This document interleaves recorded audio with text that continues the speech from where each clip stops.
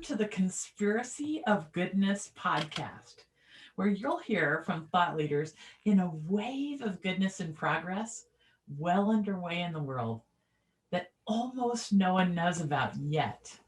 But this podcast will help you find a way to connect with that wave of goodness and progress yourself by introducing you to people who are paving the way for a better world for us all.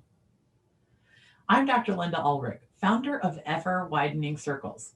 Since 2014, we've written thousands of articles about insight and innovation going uncelebrated. And along the way, I was having these incredible conversations with thought leaders, and then one day decided to start recording them and sharing them with the world. The thought leaders we talk to have a vision of reality that's possible for all of us, and that's what makes them get up in the morning. And no matter what they bring to the table, they've always got stuff to share with us that can put a spring in our step and give us some pieces of the puzzle for our own journeys.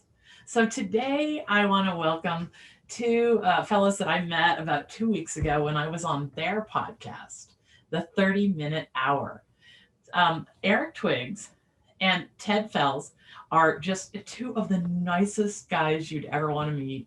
And we had a great talk about so many things.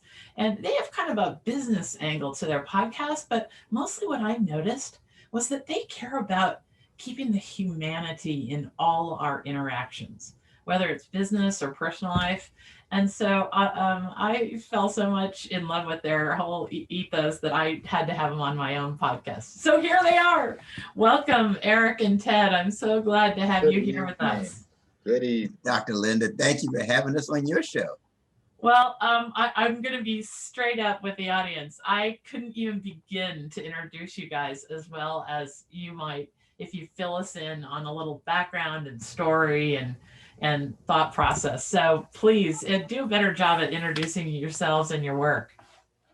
Okay, so the 30-Minute Hour podcast, it's designed for the primary audience is authors, entrepreneurs, and career professionals who are looking to level up and ultimately become unstoppable. So I'm your host. I'm Eric Twiggs. I'm your Procrastination Prevention Partner, and I'm the author of The Discipline of Now. And in my work, I help these entrepreneurs and executive leaders to beat procrastination so they can make more money, get more done, and feel more confident. And I'll turn it over to Ted. Thanks again, Dr. Linda. And I'm Ted Fells. I am the co-host of the 30-Minute Hour podcast, and I am the business strategist and all-around good guy.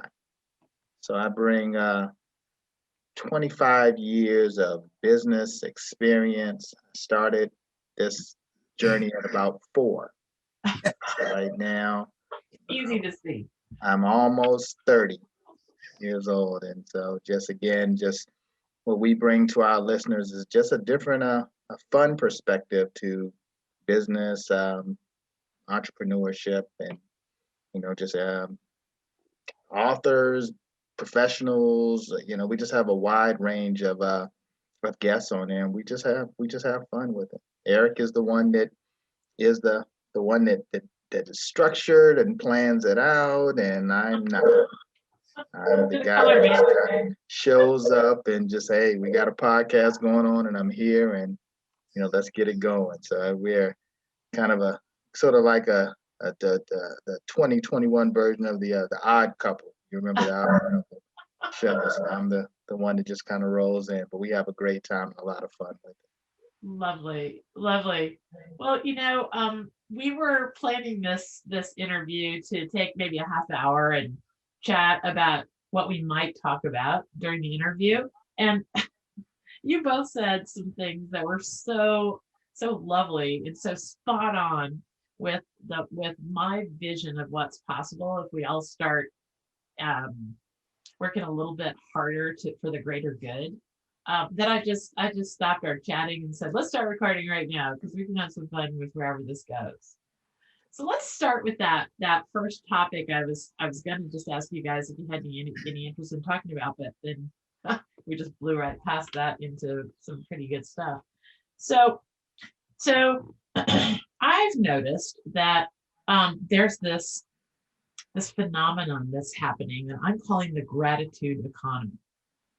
I think that people are wanting to either do business with others who they're grateful for having in their lives, business people who are nice and just treating others like they want to be treated. And the opposite is true, is that business people are aligning themselves to be more than just just an exchange with people. They're aligning themselves with people's values and wanting to be part of people's lives. So I mentioned this, and Eric immediately said that impact is often more important than income. And I think that's such a lovely sentiment. Let's start there and hear you guys process what you're aiming at when you talk about business advice for others. So where that came from is like a part of my journey is like when I was in college, I had a close friend of mine who just suddenly passed away in a car accident. And it really just changed. That's really why I focus on time management and overcoming procrastination, because that taught me that time is short. So I thought that the lesson from that experience was, okay, I've got to climb the corporate ladder as fast as possible. I have to get this income. I have to have this status. That's what I thought the lesson was, because time is short. But I got to a point in my journey where I remember that I'm in a nice car. I'm sitting at the stoplight, and I look in the rearview mirror, and the eyes that were looking back at me were the eyes of someone who hated what he was doing. And that whole experience, it forced me to pivot, and it taught me that sometimes impact is more important than income. And you have to look at and see, when you feel fulfilled and when you're operating in purpose, you are serving a greater good. You're not just the one that's benefiting. There are people that you never may meet. There are people that you may never come across that are going to benefit and be positively impacted because of your efforts. So I think that's a critical thing. We talk about, the greater good. You're really focusing on how you can make an impact with your work. And that's what we try to do with the 30-minute hour. Mm-hmm. So if you see me looking down, it's because I've already taken all kinds of notes. And I am going to take notes and make sure the show notes are very, very complete with this episode so people can get right to the part that they remember and want to hear again. So you were in college when this happened. And of course, at that age and stage, we don't manage the meaning of things very carefully at that age. No. So what made you have this aha realization? What was it? I mean, you were going down a path that was super unfulfilling, and something about the moment clicked. Yeah. So, I mean, ironically, in my career, I was at a point where you could argue that I was successful. But it was just, I wasn't feeling significant, right?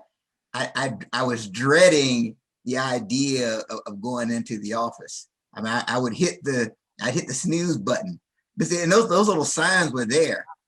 But then when I had that moment at the stoplight, that's when it really all just came together for me. And then I don't really look forward to going in. I'm just kind of going through the motions because that's what you're supposed to do. Yeah. And I think there's just more to life than that. I love that feeling significant. We like to talk about doing things that matter. Yes. That having meaning in our lives is a pretty big part, I think, of the unhappiness that we're seeing out in the wider world. So that it's easy to be mean, kind of crabby, short-tempered, all the things that we're seeing. If you're getting up in the morning and knowing that you matter to something or someone. Absolutely. How about you, Ted? You have any thoughts on this? So it's interesting. As I mentioned early on, I've been the president of an information technology company that I founded. Probably this is our 25th year in business, and it's interesting. Early on when we started the company, I found myself like it was almost like I felt like I could just take just about anyone and train them to do what I needed them to do. Like if they were a nice person, it seemed like I was just like, yep, I can take that person and I can train them to do something. And I think a lot of business owners would say that's not the right thing to do. But I found myself just taking people, and sometimes it was friends, family, just people that would just refer to me and just would just take them and train them to do something. And and then I also found myself just constantly just sharing just information that I had. Just I didn't mind talking to anyone about how I got to where I was, or just whatever I could just share and help. And I realized over the years, the interesting thing is that some of the people that I helped, their companies like totally past where my company was. Right. I also realized that a lot of the people that I kind of mentored and helped, they just took off. And I look at some of the places where they are now and to see them popping up on LinkedIn, and I'm just like, wow. And I've had people even come to me and say, hey, Ted, I remember when you said this and what an impact that was to me. And I mean, just so many people that I didn't even remember those conversations, because I guess I was just kind of giving it away like candy. Like I didn't really think about that there's a business out there and that people coach, that people do consulting, that I was just giving it away naturally because it was like, hey, I enjoyed talking about it. I didn't have any problem getting up to the whiteboard and kind of laying some stuff out for a person. And, and then, it was just kind of just investing, right? I just, without thinking about it, I was just kind of investing in so many people, and did not know, again, as Eric mentioned, that there was that impact that was out there, and it wasn't necessarily given the income. Mm-hmm. But then, as you continue, and if you do those investments like that, then eventually you start seeing it come back. And it may not come back from the people that you did that deposit, but it was coming back. And just, recently I've just seen so many things that have just opened up, and people that are just calling me out the blue and offering opportunities and things, and just people are doing things. And so you don't lose anything by doing good. You don't lose anything by investing in others. Every single moment that you have with someone doesn't have to be billable, right? Because it all comes back. And I think that, in that, I think Eric and I have that kind of that same, philosophy.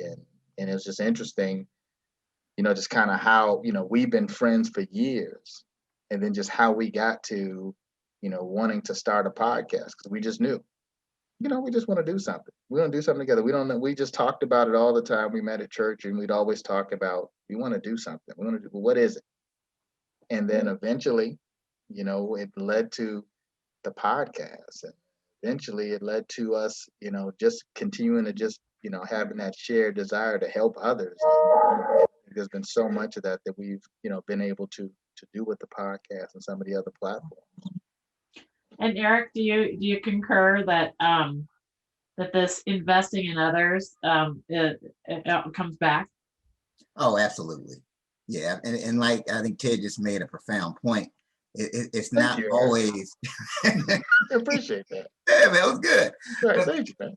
Yeah, some people try to look for like an immediate return, right? It may not always be, but down the road, it's definitely going to come back to you. Like it has to. That's just the way the world is designed, the universe is designed, that if you're putting that much good out there and you're really investing into people, it's rewarding. Because I have similar experiences. I see people who, there's somebody, he was literally living in a trailer park when we first started working together. And he's now this big time person in his industry. And people go to him as the go-to guy. He's in this $1 million house, and he's, and you look at that and you just, it's very rewarding when you can sew into somebody and they go on to accomplish things. So we can't be right here on this precipice without talking about who each of you had as mentors, people that shared and all that. Tell me a little bit about that part of your story, Aaron. Yeah, so I've had all kinds of mentors along the way. One that comes to mind is a guy named Ed Tate.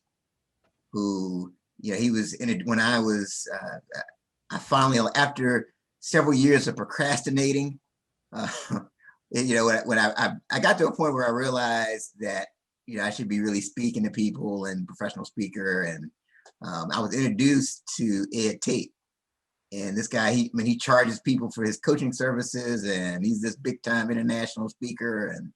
And he would talk to me for like an hour, hour and a half at a time, not charging me anything, not knowing me from a can of paint, giving me all this advice. And sometimes I start feeling guilty, like, man, is he going to send me a bill? What? Yeah. But he was just pouring into me. And I mean, and we've had him on the podcast. So he's definitely someone that comes to mind. And I try to, when people come to me kind of in that same situation, where they're looking for advice and looking to move forward, I try to model that. So, and I have another mentor, Dr. Willie Jolly, same thing. I mean, I met him at this guy, again, he's world famous, has books. We've had him on the podcast. And, I got his business card. I sent him a question. And within 5 minutes, he's got this long thought out email on what I should do next. And I'm like, man, and he's, to this day, he's like that. I mean, I can email him right now, and he's just, with everything he's got going on, he's going to get back to me. It's a well thought out response. So I think that's a key thing. So this is one of those things that that is a chain, because I'm sure that both those people had somebody like that. This is this is something that's taught. And I think so. Yeah. Yeah. And you know what I love about it? It's not just one person to one person to one person, is that one person can decide to be generous with knowledge and insight with thousands. So we don't have to all of us be all in for the greater good. But if you've got it in you, it's going to be something that it becomes such a multiplier. How about you, Ted? Did you have somebody that made you so generous with your knowledge and insight that you saw? Man, it's so many. Like I could just think. Really, you were just you were just among it. Oh man, I think about my first supervisors when I worked for the federal government. I worked for the federal government before I started my company, and there, right out of college, and there was a guy by the name of Alan Shelton and another lady by the name of Yusha Keen that were just very impactful to me, and just helping me to just really kind of understand the big picture. That was a tough thing to really get, like right out of college, was just the big picture, and just kind of understanding how so many pieces kind of play together, understanding people and relationships and all of that. That just was very, very helpful in my early days. But then also just family, coming from a, very kind of humble beginning with, mom. I lost my father early, probably I was 9 years old, but had an opportunity to see him really, really work hard, and my mother as well. And, and these, both of them were without college education, Right. and watch them. And I think that just watching them and just watch how they treated other people, and just, that I think that really played a big role in me and how I interact with people and wanting to help and to serve.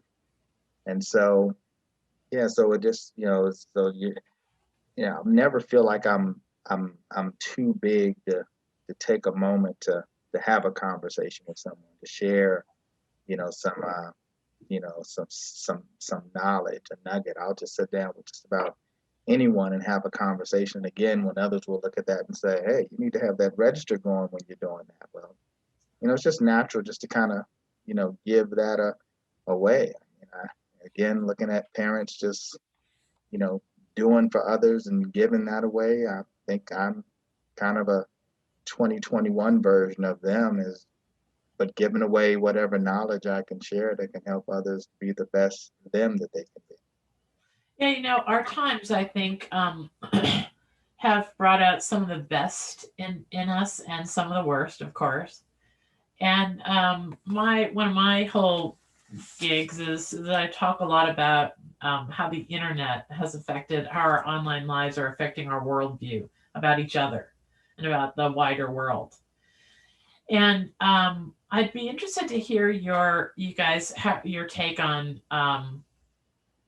this scarcity. So one of the things that the internet is doing, it's driving some of our worst impulses: fear, outrage, and scarcity. Mm. And of course, what we're talking about here is the scarcity thing, where you hold your knowledge to your chest so that you might think that you have some advantage. Um, tell me what you guys think about our times, and if you have any tips on in business, or for that matter in your personal life, how we overcome these three impulses these days in a otherwise pretty challenging world out there.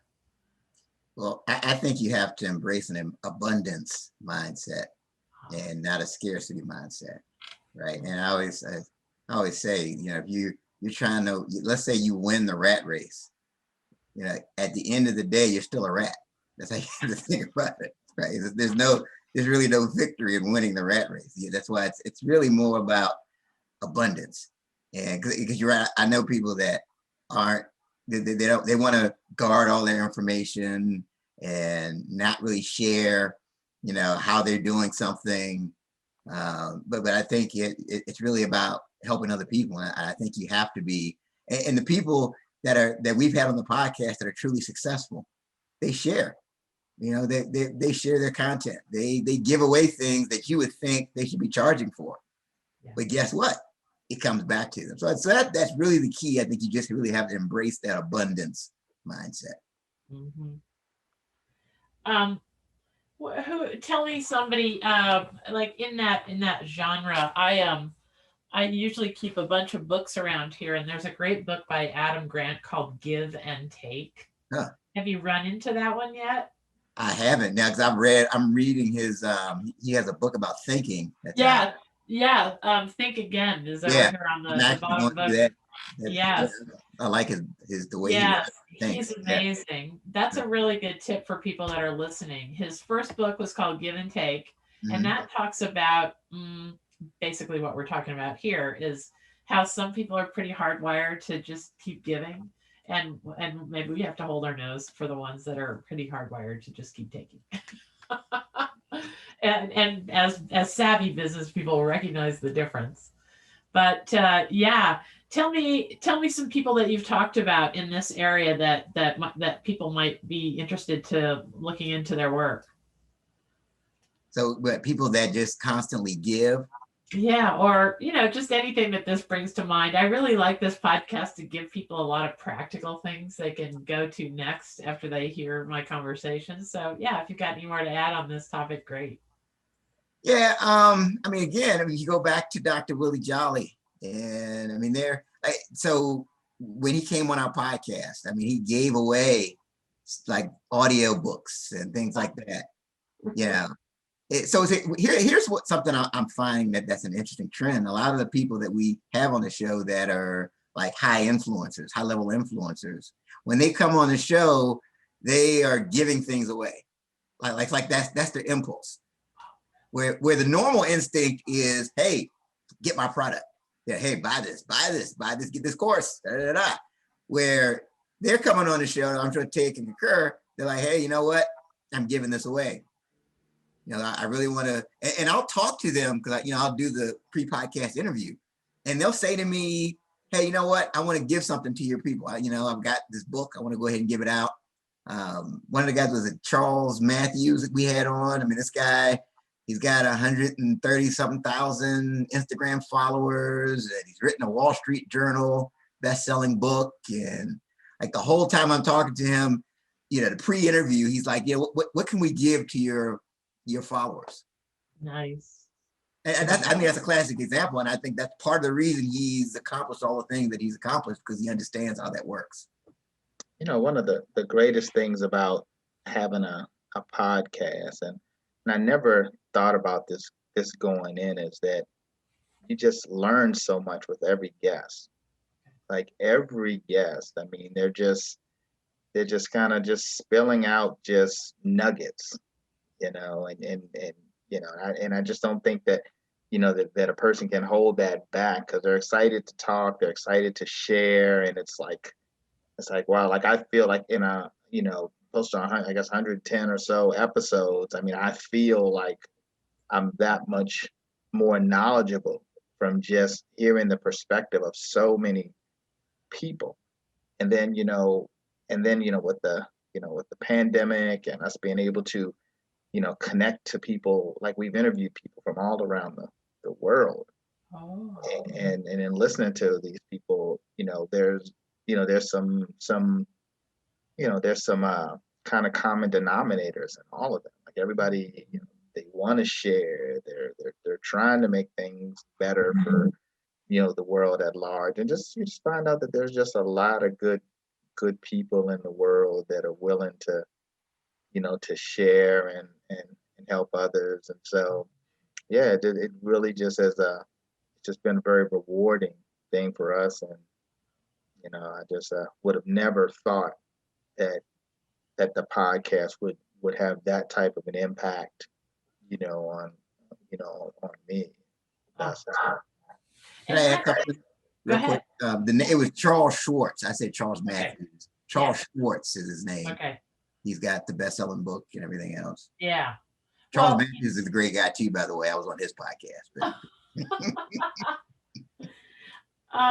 you know, to your point, Ted, about all the knowledge, that brings up a topic that we have to talk about is how important do you think curiosity is to our success, both in personal life and business? how important is curiosity? I think curiosity is very important. And, just the desire to just try to get more information, more knowledge, to talk to more people. I think, when I, first started my company, one of the first things that I did was I went out to sit down with several business owners that had reached the levels that I wanted to reach. And most of those individuals, may have been about 10 different business owners, were very open with Really? sitting down and just sharing. Right. Wow. And so just that, curiosity, that desire to just get more information, just get information from wherever and just, just learn. Like I guess there's a saying that I guess every lesson or experience that that you get, you don't have to, actually go through it yourself. You could actually sit down with someone that's been through it and be able to being able to learn. Mm. How about you, Eric? yeah, it's interesting. We were talking about Adam Grant, and in that book, Think Again, he mentions that that one of the characteristics of like the great presidents was intellectual curiosity. One of the common things that they're the ones that rank as the top presidents of all time. They all had that curiosity about them. They wanted to know more about things. I mean, curiosity is critical, right? If you want to be successful, because if you think, because the alternative to that is you think you already know everything.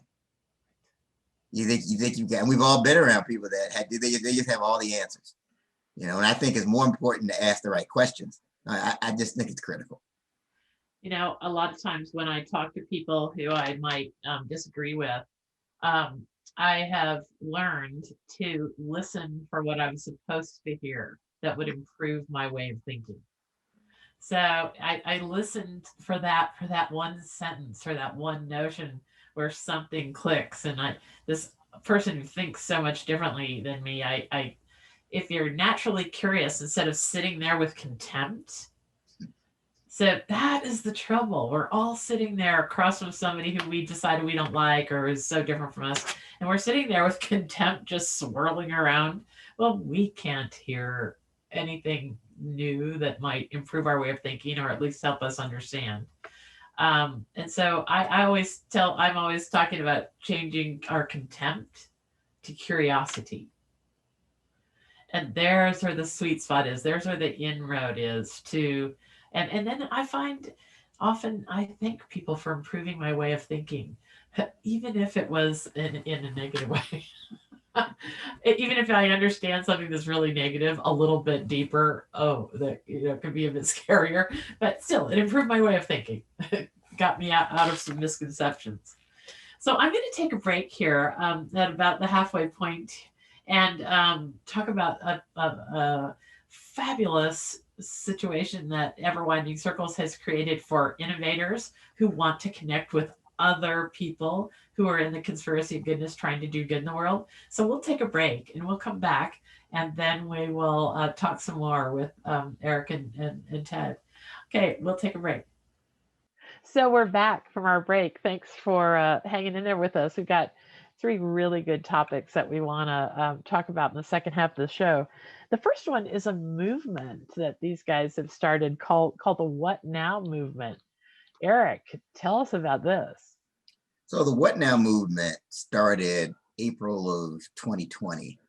And what we were finding, myself and you have Ted and Dr. Sharon H. Porter is our other co-founder in this What Now movement. We would be talking to people that would say, I'm going to start this venture, but I want to wait until things get back to normal. And we looked at us like, that's the last thing you want to say, wait until things get, but what is that anyway? Wait till things get back to normal. The question you need to ask yourself is what now? And then all the light bulbs went off and it became the What Now movement. And the whole idea behind the movement is really inspiring people to pivot instead of stop. So when you face a crisis or a challenge, instead of saying you're going to wait, what can I do now? What now? And so it's this organic. It's had a lot of organic growth, right? We've got this Facebook group that's over 1,600 people. Again, it's the authors, entrepreneurs, career professionals. It's a mixture of people, and we provide inspirational content. We did a master class that was 7 weeks long to really motivate and inspire people to pivot and ask themselves, what now? Yeah, the movement, we're trying to build a collaborative culture with it as well. One that, as business owner, we all have our own thing, right? So, and we kind of care about our thing. But one of the things that we've stressed, and I kind of, the team has heard me mention this several times, is we're looking at trying to create a kind of a potluck environment versus a buffet environment, right? So it's not about you just coming and getting something, but it's you bringing something to that table and sharing. And I think and that's something we've continued to build on. People come in, it's like, hey, put your link out there, and everybody follow everyone else's link and check out everyone else's business, and it's just all about just sharing and collaboration. And I think that's one thing that we really learned, during the pandemic about really how much we need each other. Right, not being able to really be around others, not being able to go to large events and being around the things that we've taken for granted. And then we need each other as far as in business and partnership, and so the What Now movement has created a culture of that, and it's just just amazing to just see just different types of people just coming in of all just genders, races. It just doesn't matter, and just everybody just has kind of a just a common desire to be great and to help others be great. And this is who we are. I love that sentiment that, at our core, when our back's to the wall, there certain superficials just don't matter anymore. They just Right. don't add up to the task. Right. And I think that's exactly where we are now. So, how do people connect with that? Is there specifically a Facebook? Would you recommend that that's where they go first to connect with that, to the Facebook group? Yeah, they can go to the What Now movement Facebook group and hit the button where they request to join. Yeah. Okay. And we'll let them in. And then any special qualifications? I was going to say, and also the website as well, Eric. Yes, absolutely. Okay. There's a What Now a website as well. whatnowmovement.com. Okay, great. It's super. So, so our are chatting for just a second there about how when our backs to the wall, the superficial things don't seem to matter anymore. Reminds me of this thing that I'd love you to comment on. I've noticed as I observe what's possible for humans when they are at their best, and where we see each other in the news so often now, is that there's this gap. And I always like to talk about this sign that I saw in Europe all the time, called it, that was "Mind the Gap." And I think there's this gap. There are constantly gaps in our thinking or in our knowledge base or whatever, and we have this tendency to fill them in with stories that we're telling ourselves, often super limiting stories. And yet we act on all that information as if it's the truth. Talk to me about what you guys recommend, or what people have shared with you about these limiting stories that we're telling ourselves. I see it all the time. So in my work, and Ted's gonna love this, as your procrastination prevention partner, I see it. So people will say to me, for example, I am always late, or I am such a procrastinator. So you have to be careful with the I am statement, right? So whenever you say I am, that's like an identity thing. And your tendency is to act out in accordance to who you really believe you are. And you create that limiting story. Because if you say I always procrastinate, guess what? You're gonna always procrastinate. As opposed to, this is just something I did yesterday, but yesterday ended last night. I can always make a different choice. So it's easy to, you see that limiting story all the time, but we can't make it our identity. That is so true. How about you, Ted? Do you have examples of that? I bet you that's something that you have been into internet security, correct? Yes, cybersecurity Yeah. is a core area for our company. Absolutely. Okay, so when I look at the limiting stories we tell ourselves about how vulnerable or not vulnerable we are in our online lives, there's probably a lot of storytelling going on there too, don't you think? Oh, sure, sure. But it's interesting. I mean, when you think about our online lives, I mean, just what we put out there on social media, right?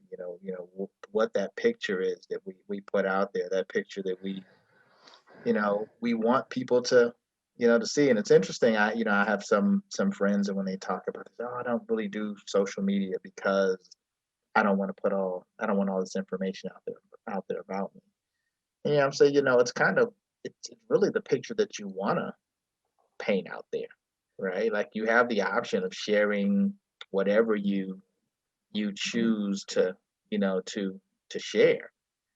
And Mm. I think, yeah, it's good, again, and it's just amazing just that what you can get from just looking at different people and how they leverage social media, and how I guess it can just kind of tell a whole lot about them. I mean, sometimes how happy they are, how great things are going. Sometimes, and just whatever they're going through. And it's just an interesting it's an interesting tool, and we can decide how deep we really want to get into it. But it's also just the the ability just to connect with so many people. It's a I just wonder if there wasn't an internet, how would I be connected to my best friend from elementary school? Right. How can you be connected to your best friend from elementary school, someone in the Cub Scouts, someone that you went to college with, somebody that used to go to your church, and somebody was on your baseball team 30 years ago? Like, how could you do that? And so, yeah, I think it's amazing, and I couldn't imagine what life would be like without it. Well, and that is the new social contract that I think is evolving in social media, is that most of us have just had it with the people who are not thoughtful and helpful. Even if they're on our own team. Right. I'm just sick of the shouting. I just, it's not getting us anywhere. And I want people who I can hear really hard things. I can totally hear the hard things that I don't necessarily want to hear, as long as it's from someone who's thoughtful and I can tell they're just trying to be helpful. They thought their words through. I don't know about you guys, but my first thoughts are not that good. And if I were just tapping away every bit of my first thoughts on the internet, on social media, for I don't gosh sakes, I wouldn't have a friend in the world, I'm sure. And yet we expect to have this liberty to just not self-censor in any way on social media. So that's one of my messages is people always ask me, oh, so Dr. Linda, you're saying we should reimagine the internet and that means censorship? And I say, well, how about self-censorship? Right. How about we just don't spout off the first thing that comes to mind every time we have a knee-jerk reaction to anything? So, what do you see in business as far as experimentation right now and so forth? Because that kind of goes with the what now movement. Don't you think it's a good time? I've noticed in my own personal life that people are a lot more forgiving about the imperfections in others right now. Yeah, I think you're forced in these times to be more creative and more innovative and try things that you would have never tried before. You know, I know people who always would say, I'm not a techie, but they're doing technical things, right? Because Yeah. you have to. It's either do this or not have a business. Yeah. In certain instances, so they had to figure it out. Right. They learned that, you know what, I can figure it out. There's this new invention called Google, and I can always go in and say, how do I Right. and get the answer. So I think the creativity has gone up several notches during this time. Yeah, I think it's a good time to try some things. And if they don't work, most of us know that it's our times. We're all just doing the best we can. Sure. It's also it's also interesting when you just listen to just everyone, the different perspectives on just this past year, and how some people are just like, oh, it's just been the worst. I haven't been able to do anything. I just want to travel. I'm just amazed at how many people that are just these big travelers. I just did not know it, but it's like, oh, I gotta travel. And then I think about, this past year, and it's just been creating content. Like we just been creating stuff, just like constantly. Like we're online, just doing something and coming up with something. And I just think that, as Eric mentioned, that it just has made you just kind of think outside the box. Like I don't feel like I've been bored for the past year. Like I just hate being inside the house. Like, no, I feel like I've been all around the world inside my house.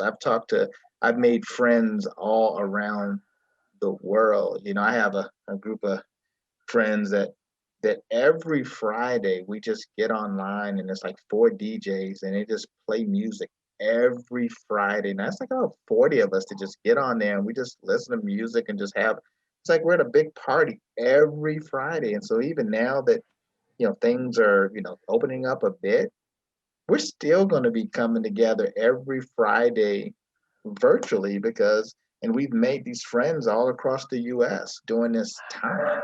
And so I think that, if you want to, like I think a lot of some people are in that place where it's like, it's change and I can't really deal with change. Like, what do you mean? It's so funny. I was thinking last year when they'd say, yeah, in April, things are going to open back up. And then you'd hear people say, the end of May, things are going to open back up. And then you'd hear, it's going to be August. And I'm saying, well, like, did they come up with any solution yet? Like, why do you think it's going to open back up in 45 days or 30 days? Like, you need to start thinking about how we are going to deal in this time. And I think that there's going to be just a different mindset for so many people, moving forward, and just being able to, deal with, change, because, we've always been able to just go out when we want to go out, do this, eat here, whatever. And over the past, year, we've had to think of other ways to entertain ourselves, other ways to engage with family. My mom has been on Zoom. She's 91 years old. Who's that in there? Put the baby up to the screen. You know, I mean, stuff that would have never happened in the past, you know. That baby show has grown. Put the baby to the screen. Who's that in the back? Dr. Linda, who's that in the back? You know, so it's just been, yeah, it's been great. That is so true. That is so true. Yeah, I like my imitation of my mother. I'll do it again. Yeah. Who's that in the back, Dr. Linda? Well, it's so true. And, even that is something that, we might not have experienced or we might not have had enjoyed a laugh about. The other day I was watching a news show and they were very serious. It was a very serious subject. And this woman is super uptight and she's looking dead in the screen. And all of a sudden she's wearing white. Her whole room behind her is white. And all of a sudden a black cat tail goes like this across the screen. What in the world? Her cat just rocked right across her screen in front of her keyboard. Didn't hit the keyboard, but now there was this moment where the cat's tail was going like this, and she had to decide whether completely ignore it or to own it, and she ignored it. Oh yeah, it was so That's it. funny. That's I mean, it. and I think these were some of the wonders of the early pandemic is that Mhm. we started to see other people's kitchens where we were all suddenly sitting with our laptop and they looked just like ours, and our spare bedrooms became and they looked just like ours too. And then people couldn't get haircuts. One night my family and I were sitting around the fire bowl because I was telling you guys earlier, it was my husband, Dr. Chuck, and I, and each one of our college kids came home for spring break a week at a time different, and their schools each told them never to return. Well, they brought their significant others with them. So we went from 2 to 8. We were sitting around the fire bowl one night and we looked over at my husband. It was about 2 months in. And in the firelight, he looked just like a Peruvian guy. He had kind of like a bowl cut just straight across. He had taken the scissors to his own hair and just cut himself kind of a early Ringo Starr sort of. That's too funny. And but so was whoever on CNN was sitting there with the baseball cap and the bad hair day too. So I do think this is one of the things, both business and personal, that we can take away from the pandemic. It's changed our It view. changed a lot. It Yeah, changed a lot. Yeah, yeah. I was just thinking about something where I mean to interrupt you, but even just trying to meet with clients, right? In the past, when you go to their office, they're all uptight and everything is so serious and everybody is so important. And now everyone's at home. They're at home, and like you said, they're in sweats, their hair's not cut, the kid is in the back, the dog is barking, and everyone is like just people now. Yeah. Like a lot of the facade, a lot of the shells have come down, and people are having just real conversation with people. We're all dealing with the same thing, and I think for once we've been in a situation where everyone is kind of dealing with the same thing, Yes. right? Like everyone had to deal with it. Everyone had to pivot. Everyone had to be like, okay, how am I going to deal with this situation? I mean, it was different levels of it, but it was something that impacted everyone in some kind of way. Everyone, no matter how big their britches were. Yeah, absolutely. That's one we all have it in common. I mean, we've talked to people. I've talked to somebody in the Netherlands, to Australia, to the UK, to Canada. We all have that one thing in common. How you dealing with the pandemic. Yeah. So I think it brings us together. The other thing is, I see before the pandemic, we did a virtual meeting, and let's say the dog's barking in the background. Some people would think, oh wow, I'm professional. Oh, That's right. Where now it's you hear it and it's okay. That's cool. I can't tell you how many times I've done something and I hear dogs barking. It's like it doesn't even faze me. Yeah. That's just the new normal. Kids will run up to their parents when they give them a kiss or hug. I'm so sorry. Hug your kid. I know. Hug your kid. Yeah. Your kid's been home all day. You've been online all day. Stop, take a break, hug your kid. Put the kid on your lap. I mean, we're having a meet. Big deal, we're all people. I think it's allowed us a range of emotions that we were withholding before, trying to be too perfect. Like the other day, I did a TED talk for a group in India, and I was talking to Rajiv, the owner of the TED license, and all three of his family members, he knows lots and lots of people that are dying. Mm. Now, I happen to know of people that are dying because of my big dental practice, because I'm involved with so many people's lives, but most of us don't know a lot of people who are dying from COVID. But there he is in the heart of India. And so that was a sad, and he was like totally quarantined in a small place away from three of his family members who were getting through it. So that was a sad phone call. And then the next person I talked to were these two podcasters from England. And at the very end, they reminded me, you know what day it is, Dr. Linda, don't you? And I said, no. And it's no pants day. And yeah, you were supposed to give your pants to somebody needy. I think it was yes. And then they both jumped up and they had no pants on. Oh, wow. Now they had, like the new kind of boxer short underpants, but it was a surprising ending to the podcast interview. And and this was just an hour after I talked to my poor friend in India. So the range of emotions, being able to not shoot for perfection these days, I think is something that we can celebrate too. Absolutely. So, okay, so I always like to wrap up with a question that, the Ever Widening Circles is the name of the website that started my whole journey into promoting goodness and insight and innovation that was going uncelebrated. And our tagline is, "It is still an amazing world." Mm. So tell me what reminds each of you that it is still an amazing world. I think you watch the news and you hear about all the negativity and, this happened, that happened. But I still think there are people that, like the Dr. Lindas of the world, that are working to actively inspire people that are living on purpose, that are trying to make things a better place. But I think the problem is our mind, sometimes we just default to the negative, right? And even the things you see on social media. But I think that there are a lot of people that are giving back and that are donating their time and going to places like India and making sacrifices. So I mean, I think for me, that always reminds me that there is good. And I think we do have that inner instinct to do good, and we just need to focus on that and just not focus. It's the old saying, whatever you focus on is what's going to grow. You focus on the negativity, you're going to see more negativity in your life. Focus on the positive things, and then focus on how you can be the solution. I think that's really the big thing. That is really the big thing. How about you, Ted?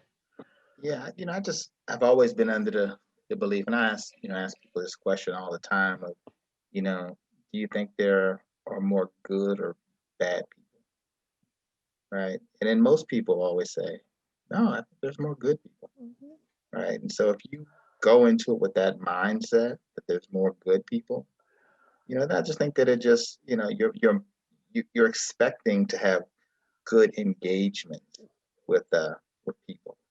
And, I always, and Eric have heard me say this, I always try to engage with people, like whether I'm on an elevator, whether I'm at a restaurant and a server, like, I try to, Eric's heard me say this before, I try to help people get the tip, right? Like if I'm gonna, engage them and, have conversation so that they open up, and then at the end of the day, it's going to be a good experience for them. It's going to be a good experience for me. I think it's a better chance of them, not dropping my roll or something in the back if I've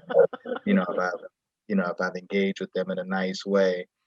But you'd be amazed at how, someone could, you could tip someone and give someone a great tip, and they'll start sharing with you what they've been going through.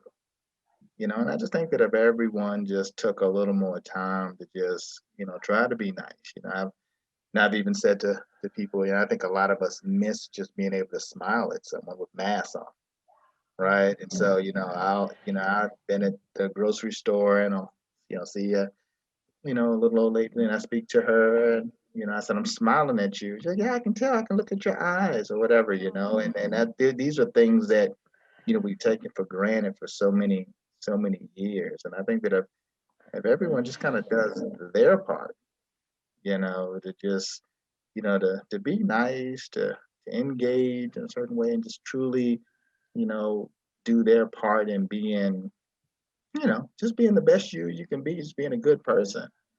I think, the world is definitely a good place.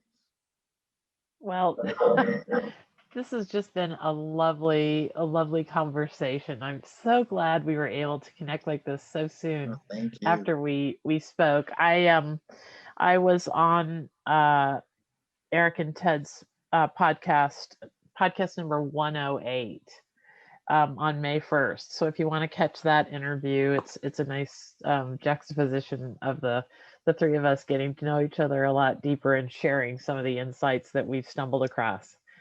So thank you so much. Tell me really directly, and it's going to be in the show notes below, but really directly where the best place to connect with you guys and your work is. Okay. So as far as the podcast, people can go to, we have a website, it's the 30minutehour.net. And they can they can get all of the previous episodes. They can see the Facebook version. They can see what's on Spotify and Anchor and some of those other places. And they can also find us in the What Now Movement Facebook group that we talked about earlier. Okay, great. We're going to see you there. So for more information about their work, we'll put it in the show notes. You've got the things they've just mentioned. Please, please go rate and review this podcast. We're currently in the top 25% of podcasts in the world, but to get to the top 1%, which is where we really want to be, you got to have those ratings and the reviews. So thank you very much. If you'll hop over there and do that for us, it will mean the world to us. And we can get these kind of conversations and messages out to even more people. And thanks to our affiliate partners for proving it is still an amazing world too. You can find information about today's featured partner in the show notes below, or by visiting everwideningscircles.com/partners. And remember to check out the Conspiracy of Goodness Network that you heard in the halftime there. That is where people who are helpers, learners, and doers in this conspiracy of goodness that we've been talking about for the last hour, that's where they're meeting and they're helping each other by becoming multipliers with each other's knowledge. And as always, dive into the Ever Widening Circles articles, because right there, if you download the app, you're going to have the antidote to the daily news in the palm of your hand. I hope all the connections to goodness and progress carry you through the week, and you'll start finding all the joy and wonder that we've been talking about right here. Thank you so, so much. Have a great week.